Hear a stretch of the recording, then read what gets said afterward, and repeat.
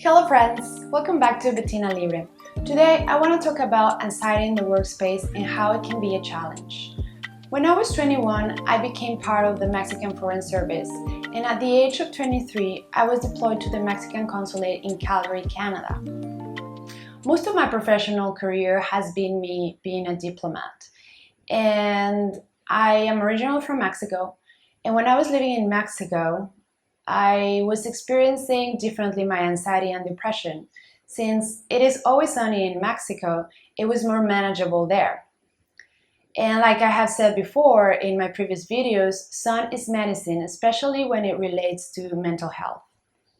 So when I moved to Canada, it was a big contrast because that was one of the first challenges that I experienced. I was trying to get used to almost 10 months of very intense winter. We're talking about temperatures of minus 20, minus 30, minus 40, even minus 60. I remember that it was back in December 2010 that Calgary, one of the coldest cities in the world with population, more than Siberia, when we reached minus 58 Celsius. But it was not only the weather that it was a challenge. My workspace was a very toxic one. I was harassed by my bosses, and especially sexually harassed by male bosses. And also, there was no compassion or understanding for mental health. And this was not just one time. This lack of compassion and understanding was something that I experienced over and over and over again for almost 9 years, with both male and female bosses. In Calgary, I had two male bosses. The first one, he sexually harassed me for over a year, and that put my levels of anxiety and depression to the roof. After that experience is that I started taking antidepressants because I was not able to manage it by myself. And there was nobody that I could talk about this. When I was in Calgary, human resources was me because it was just him and me. He was my direct boss, and it was me that I was the second diplomat in the consulate, and we were just with the local staff. So I tried to manage this as best as I could. So when this guy was relocated because of his behavior, a new one came. And I tried to share with him how I was managing my mental health. And especially because with the other antidepressants that I was taking, I was having very strong side effects.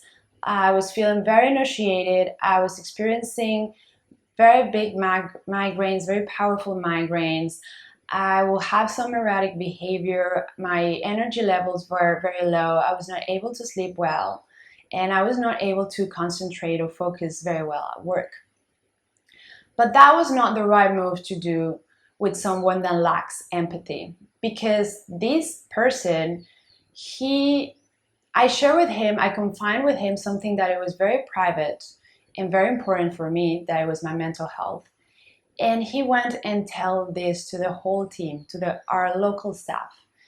And not only that, he will make comments like, if I was having a bad day or I was being stressed out because of work, he will tell to the team that probably La Loquita, the crazy one, didn't take her medication that day.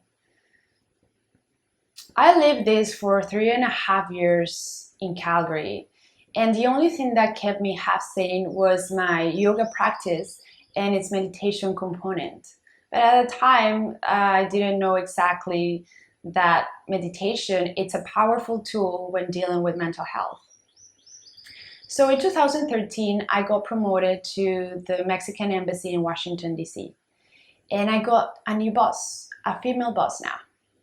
And one will think that females sometimes will be more empathetic, but it was not the case.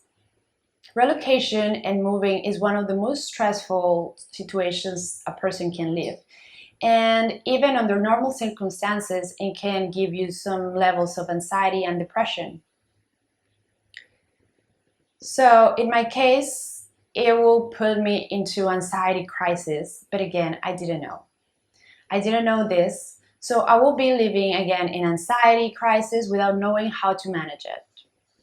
So it's now again 2013. I live in DC. I am living my dream life as a diplomat, but I'm not able to enjoy it because I'm experiencing anxiety and depression. In this case, and with the previous experience that I had with the 2 male bosses in Calgary, I didn't want to share what was going on with my mental health. However, I did reach to my boss and I told her that I was not experiencing an easy transition from Calgary to Washington. And to my surprise, her response was that I was not there to complain, that all these problems and feelings should be left at the doorstep, because here I was there to work. I was so surprised by her lack of empathy, especially for somebody that had been in the Foreign Service for so long, and that they know that relocating is very harsh. It takes about 3 to 6 months to start transitioning.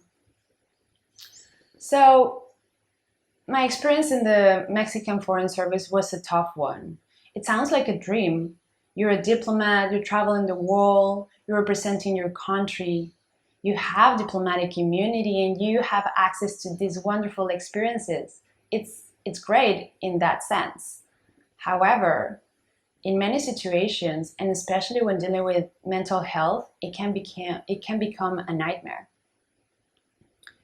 So many bosses changed, but my experience of how little compassion, how little they care about my well-being and my mental health was the same over and over and over again.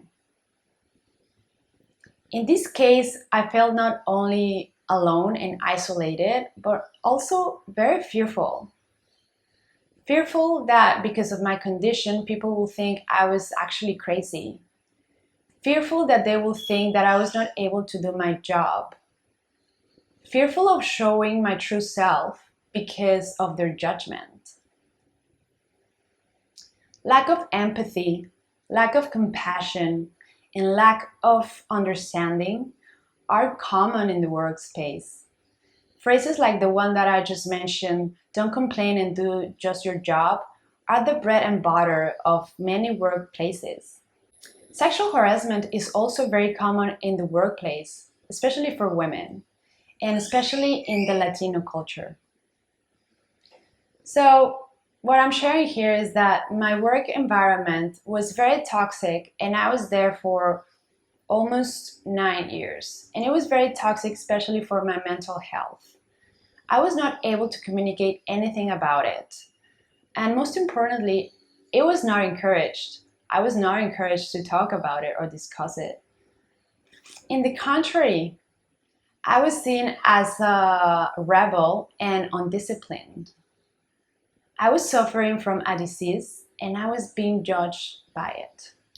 Mental health in the workplace for me was a challenge that I lived for almost 9 years, a challenge that started when I was 23 years old and that I didn't know exactly how to navigate, that I had to learn the hard way. But my lesson here was that my mental health is priceless and that no job, even those that seem the dream job because they're glamorous, because they give you so much money, or because they can give you access to amazing things, it's worth it if it comes with the price tag of your mental health and your mental well-being. So instead of being a diplomat, I decided to become Bettina Libre. And you know the drill. If this video resonated with you, hit the like button, share with your friends, and subscribe. And I will see you until next week. Ciao!